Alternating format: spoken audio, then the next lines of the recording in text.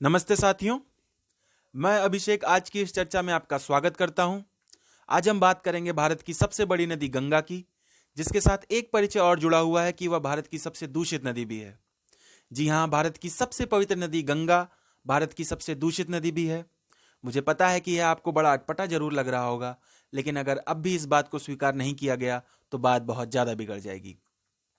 आज गंगा को जो सबसे ज्यादा प्रदूषित कर रही है वह स्वयं इसकी पवित्रता ही है, क्योंकि इस पवित्रता की आड़ में वर्षों से गंगा की क्षमता को अपार माना गया और इसे अशुद्ध करने वाले तत्वों को तुच्छ। आदर और अन्य धार्मिक कारणों से हम गंगा को गंदा होते देखते हुए भी इस पर बोलने से परहेज करते रहे, और आज हम उन तुच्छ कारकों का गंगा पर एक बड़ा प्रभाव देखते हैं। गंगा के किनारे बसे गांवों में बीमारियों का बढ़ता स्तर हो, या गंगा से जुड़ी तमाम खत्म होती जिंदगियां जिन्हें नजरअंदाज करने की आज हमारी आदत हो गई है। शायद कुदरत उन्हें सजा दे रही है, और कोरोना महामारी के बाद तो इस बात पर विश्वास करना और आसान हो गया है। लेकिन लॉकडाउन के गंगा पर अनेक अच्छे प्रभाव भी पड़े हैं। इसके बारे में मैं आपको आगे विस्तार से बताऊंगा। लेकिन जब पुनः स्थितियां सामान्य होंगी तो पुनः गंगा की स्थिति असामान्य हो जाएगी। अब बस डर उस बात का है कि कहीं वो दिन ना आ जाए जब हम गंगा घाट पर किसी धार्मिक काम से जाएं, लेकिन अपनी नाक पर रुमाल रखकर। लेकिन अंग्रेजी में एक कहावत है कि इट्स नेवर टू लेट। अभी भी हम अपने भरसक प्रयासों से गंगा को फिर से साफ बना सकते हैं। आइए दोस्तों, हम आगे चलते हैं।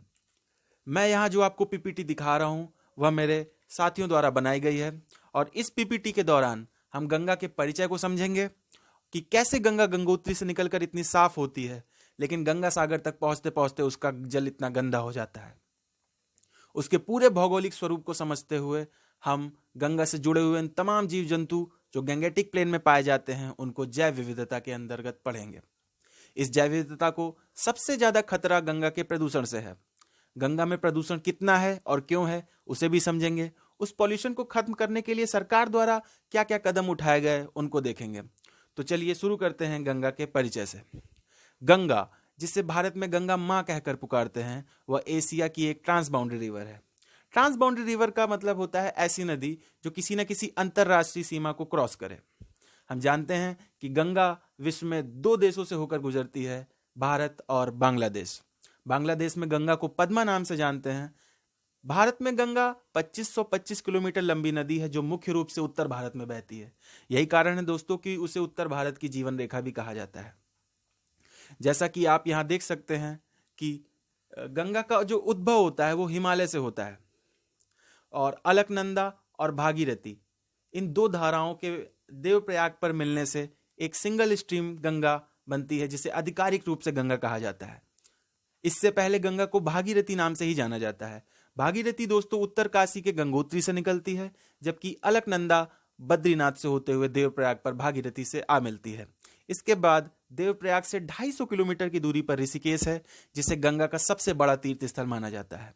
ऋषिकेश के आगे गंगा उत्तराखंड के अन्य शहरों से होते हुए उत्तर प्रदेश के विभिन्न शहरों में जाती है, और उसके बाद बिहार और पश्चिम बंगाल की ओर बढ़ती है। भारतीयों के लिए गंगा बहुत पवित्र है। इसे मां का दर्जा दिया गया है। गंगा आरती हरिद्वार की और बनारस की दोनों ही जगह की बहुत प्रसिद्ध है। देश विदेश से लोग गंगा में बनारस में गंगा आरती देखने आते हैं। जैसा कि मैंने आपको बताया था, आप देख सकते हैं कि कैसे गंगा गंगोत्री से निकलती हुई आगे बढ़ती है, और इसके बाद ऋषिकेश, गढ़मुक्तेश्वर, उत्तर प्रदेश में फर्रुखाबाद, कन्नौज, कानपुर, इलाहाबाद, मिर्जापुर और वाराणसी होते हुए यह आगे पटना और फिर पश्चिम बंगाल में प्रवेश करती है। पश्चिम बंगाल में गंगा दो भागों में बंट जाती है। एक धारा पद्मा के नाम से बांग्लादेश में चली जाती है, और दूसरी हुगली जो कोलकाता से होते हुए बंगाल की खाड़ी में जा गिरती है। गंगा पूरे भारत में 29 शहरों से होकर गुजरती है, जिसमें वो 40 करोड़ जनसंख्या से सीधा जुड़ी हुई है। इतनी जनसंख्या के साथ गंगा विश्व में इकलौती नदी है। इस पूरे क्षेत्र में गंगा पर जो दो सबसे बड़े बांध बने हुए हैं वह उत्तराखंड का टिहरी डैम है जो भागीरथी नदी पर बना हुआ है, और बंगाल में बना हुआ फरक्का डैम जो हुगली नदी पर बना हुआ है। अब दोस्तों हम जानेंगे कि गंगा से जुड़े आसपास के क्षेत्रों में, जिसे गंगा बेसिन कहते हैं, उसमें जैव विविधता कैसी है, कौन से विभिन्न प्रकार के जीव इत्यादि गंगा से जुड़े हुए हैं। यदि गंगा पर कोई दुष्प्रभाव पड़ता है तो वह इनको भी प्रभावित करती है। तो गैंगेटिक प्लेन में 3 नेशनल पार्क हैं, जिम कॉर्बेट, दुधवा और सुंदरबन। सुंदरबन पाया जाता है कोलकाता में, दुधवा पाया जाता है उत्तर प्रदेश के लखीमपुर खीरी में, जबकि Jim Corbett national park Uttarakhand के नैनीताल में पाया जाता है। गंगा में 140 प्रजातियों की मछलियां पाई जाती हैं, जबकि 90 प्रजातियों की उभयचर प्राणी पाए जाते हैं। उभयचर जीव वे जीव होते हैं जो स्थल और जल दोनों में ही जीवित रह सकते हैं, जैसे सांप, कछुआ इत्यादि। इसके अलावा 35 सरीसृप प्रजाति और 42 स्तनधारी जीव भी गंगेटिक प्लेन से जुड़े हुए हैं। गंगा का प्रभाव भारत में कुल 11 राज्यों में पड़ता है, जिसके साथ ही 10 लाख वर्ग किलोमीटर क्षेत्रफल आता है।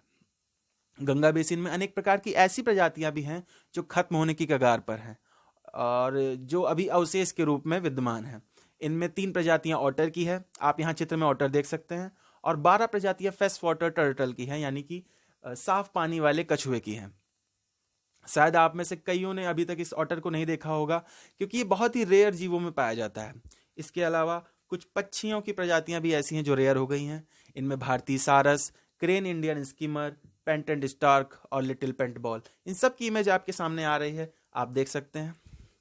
और इसके बाद हम कुछ मछलियों को पढ़ेंगे जो गैंगेटिक जो गंगा से जुड़ी हुई हैं, गंगा बेसिन में पाई जाती हैं। और आप में से कितनों को पता है कि जो गैंगेटिक डॉल्फिन, जिसका आप यहाँ पे चित्र देख सकते हैं, यह हमारी राष्ट्रीय मछली है। जी हाँ, गैंगेटिक डॉल्फिन भारत की नेशनल फिश है और ये भी अब बहुत रेयर हो गई। ज्यादा करके ये प्रजाति हमारे उत्तराखंड में ही देखने को मिलती है, क्योंकि उत्तर प्रदेश तक आते आते गंगा की हालत बहुत खराब होने लगती है। इसके अलावा गंगा बेसिन पर कुछ मगरमच्छों की प्रजातियां भी पाई जाती हैं, खारे पानी का मगरमच्छ, घड़ियाल इत्यादि, जो आप सामने देख पा रहे हैं। गंगा बेसिन में इन मेढकों की स्थितियां भी संवेदनशील है।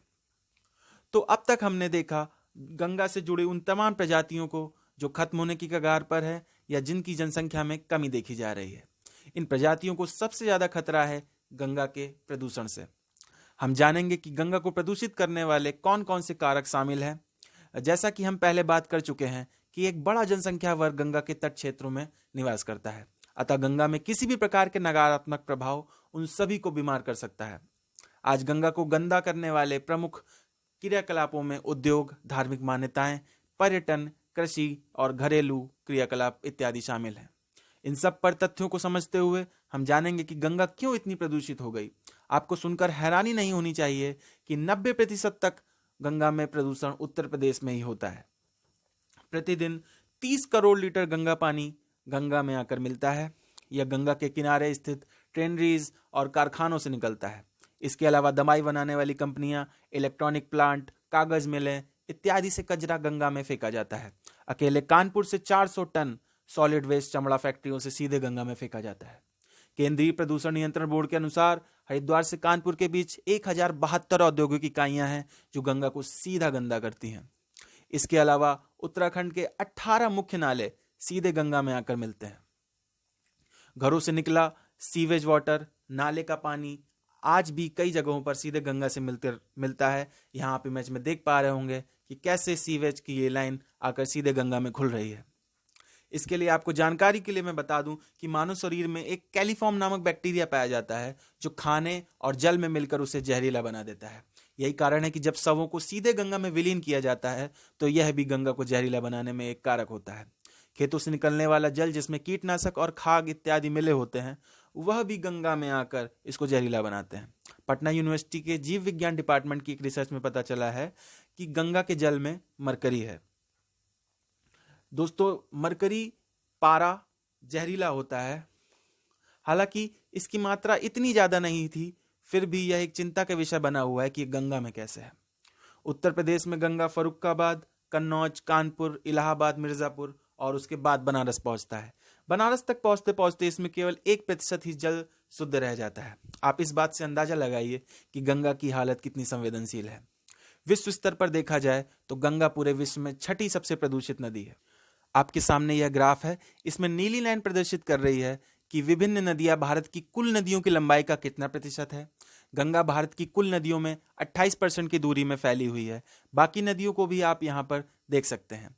यह लाल वाली लाइन प्रदर्शित कर रही है कि भारत की नदियों का प्रदूषित भाग कितने प्रतिशत है। तो आप यह देख सकते हैं कि गंगा का जो प्रदूषण प्रतिशत है वह उसकी कुल लंबाई की प्रतिशत से भी ज्यादा है। यह दर्शाता है कि भारत में गंगा सबसे बड़ी और पवित्र तो है, लेकिन साथ ही सबसे गंदी नदी भी है।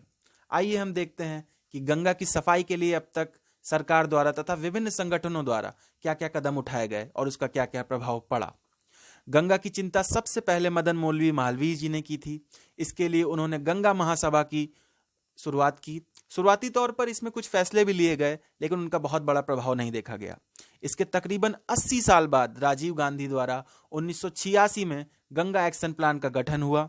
आज लगभग 35 साल बाद एक रिपोर्ट में पता चला है कि अकेले कानपुर में अब तक केवल 50% ही गंगा साफ हो पाई है। इसके बाद 2009 में भारत सरकार द्वारा national river Ganga basin authority का गठन किया गया और सुप्रीम कोर्ट ने भी अनेक औद्योगिक इकाइयों के बंद होने और उनका स्थगन करने का आदेश दिया। 2016 में national mission for clean Ganga का गठन किया गया। इसके बाद एक बड़ी उम्मीद तब दिखी जब नमामि गंगे प्रोग्राम का गठन किया, जो कि 2014 में नरेंद्र मोदी सरकार का एक मैनिफेस्टो रहा। गंगा को साफ करना उनका मूल उद्देश्य उन्होंने अपने चुनाव के दौरान दिया। इसके अंतर्गत 20,000 करोड़ का बजट का प्रावधान भी लाया गया था।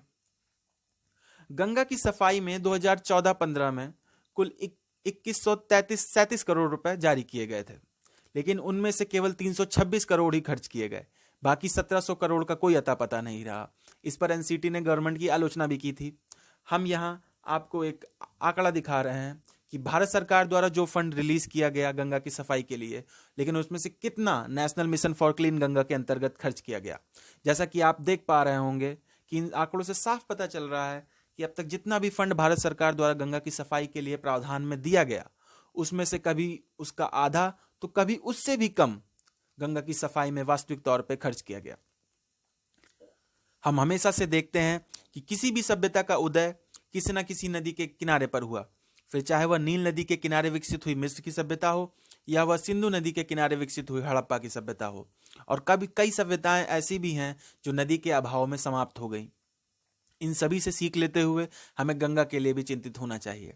लॉकडाउन के दौरान एक अच्छी खबर हमें लगातार मिल रही थी, वह यह थी कि प्रकृति फिर से फल फूल रही है। हवा की शुद्धता बढ़ने के साथ ही भारत की कई नदियों में भी सुधार देखा गया। उत्तर प्रदेश में गंगा की स्थिति भी कुछ सुधर गई। काशी हिंदू विश्वविद्यालय के प्रोफेसर बताते हैं कि लगभग 35 से 40 दिन के लॉकडाउन में ही गंगा के प्रदूषण में 25 से 30% तक की कमी देखी गई। 100 दिनों के दौरान गंगा के प्रदूषण में 40% तक की कमी का अंदाजा लगाया गया। इससे ये साफ है कि यदि हम अब गंगा को फिर से निर्मल या स्वच्छ बनाना चाहते हैं तो केवल और केवल जनता के प्रयासों से ही यह संभव है। सरकार लाख चाहे जितना पैसा खर्च कर ले, लेकिन जब तक जनता नहीं चाहेगी कोई भी फैसला कारगर नहीं हो सकता। अंत में इस पॉजिटिव नोट के साथ मैं अपनी बात खत्म करता हूं कि एक दायित्व के साथ हम गंगा की चिंता करें तो ही कुछ काम बन सकता है। आप सभी का बहुत बहुत धन्यवाद।